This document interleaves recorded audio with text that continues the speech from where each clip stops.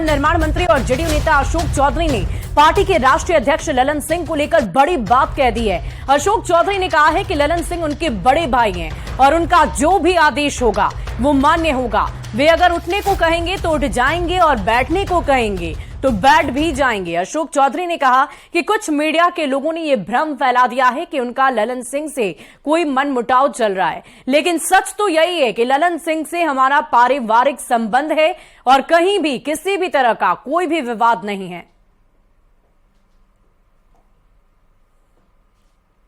अध्यक्ष हैं, ललन सिंह का आदेश हमारे लिए सर्वोपरि है।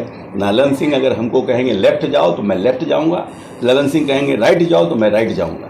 मेरा कहीं कोई डिस्प्यूट नहीं। ये मीडिया के द्वारा कुछ लोग नहीं चाहते हैं कि हम और ललन सिंह में प्रेम बना रहे, तो वो अपना बुद्धि लगाए रहते हैं और कुछ मीडिया वाला भी उसको सहयोग कर देते हैं। विवाद होगा? मेरा उनसे पारिवारिक संबंध है, मेरा क्यों विवाद होगा उनसे? ललन और अशोक के बीच अब विवाद को हम आपको समझाते हैं कि आखिर ये चर्चा उठी क्यों। जेडीयू की बैठक में नीतीश के सामने ही दोनों भिड़ गए थे।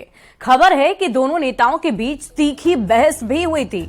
जमुई और बरबीघा की स्थानीय राजनीति को लेकर ये झगड़ा हुआ था।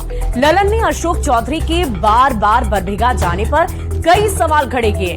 ललन सिंह ने ये कह दिया कि वो लोकल पॉलिटिक्स देख रहे हैं। अशोक चौधरी को बरबीघा की राजनीति से दूर रहने की सलाह दे दी है और इसी बात पर अशोक चौधरी तमतमा गए, गुस्से में आ गए और उनसे भिड़ गए। अशोक ने ललन सिंह की सलाह को सबके सामने खारिज कर दिया।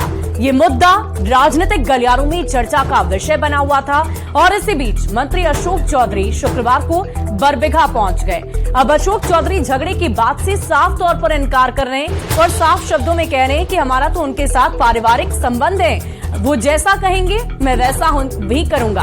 अगर वो उठने के लिए कहते हैं तो मैं उठूंगा और बैठने के लिए कहते हैं तो मैं बैठूंगा। लेकिन सियासी गलियारों में ये चर्चा जोरों पर चल रही है कि दोनों के बीच में विवाद भी हुआ, बहस हुई राजनीतिक कारणों को लेकर, सियासत को लेकर, लेकिन इन तमाम चर्चाओं पर खुद अशोक चौधरी ने अब विराम लगा दिया है।